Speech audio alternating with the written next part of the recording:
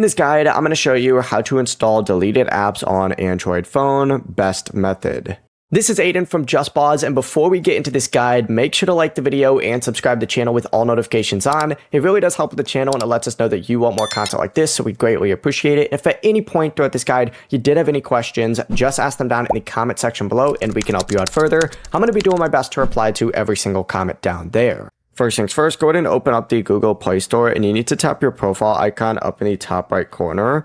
Go ahead and select Manage Apps and Device, and then from here, select Manage.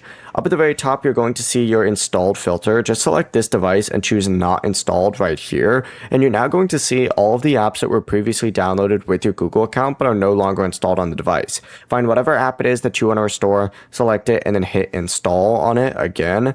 Or just hit the download icon up in the top right. And you can repeat these steps for any other previously installed apps that you want to recover. The process really is as simple as that. Before you do leave, make sure to like the video and subscribe to the channel with all notifications on. It really does help with the channel and it lets us know that you want more content like this. We'd greatly appreciate it. And if at any point throughout this guide you did have any questions, just ask them down in the comment section below and we can help you out further. I'm going to be doing my best to reply to every single comment down there. Peace.